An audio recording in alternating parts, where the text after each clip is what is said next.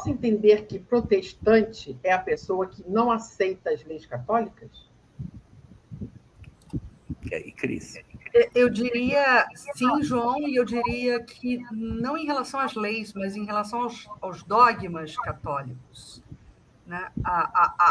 Ao convite que a Igreja Romana, Católica Romana, sempre fez para que o homem não pensasse, ele simplesmente acolhesse o que estava sendo ordenado, né? É uma fé cega.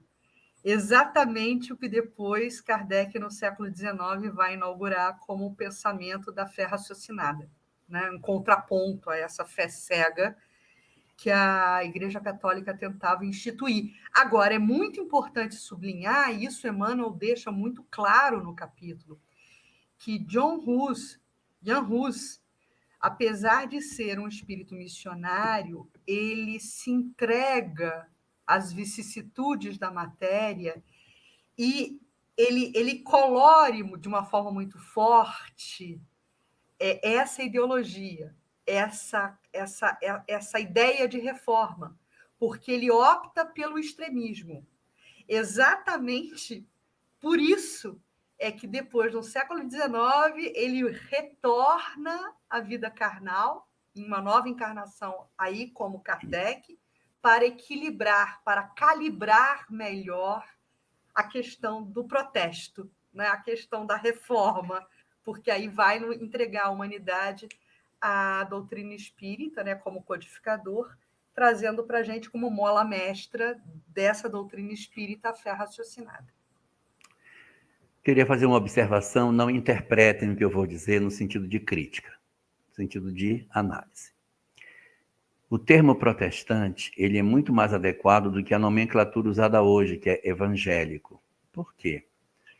Porque os católicos também são evangélicos. Os espíritas também são evangélicos.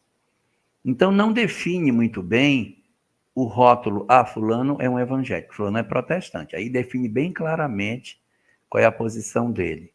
Até porque muitas correntes do protestantismo usam muito mais o Velho Testamento do que o Novo. Então, eu me autodesigno como sendo evangélico, mas a minha pregação está muito mais ligada ao Antigo do que ao Novo. E aí, do ponto de vista pragmático, é mais razoável que a gente permaneça com a nomenclatura de protestante do que chamar de evangélico, porque está querendo dizer que os outros não são, né? Porque esse é o que me define. É ser evangélica porque os outros assim não são. Não estou criticando, luterano, tá?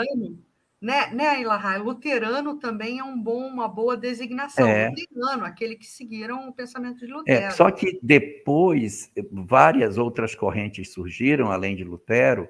Então, você tem a corrente metodista, tem os batistas, tem as correntes ligadas a Ellen Golden White, que são os adventistas do sétimo dia, os adventistas. Então, aí você tem vários outros, Wesley, que criou a metodista wesleyana, que é uma outra proposta. Então, você tem vários braços no protestantismo. Depois tem as doutrinas pentecostais, que são aquelas que têm a manifestação do Espírito Santo. E, por último, você tem as neopentecostais, que são as que surgiram agora, no finalzinho do século XX, início do século XXI, que são aquelas que trazem dentro do esteio da sua doutrina a proposta da teologia da prosperidade. Quanto mais você der, mais próspero você será.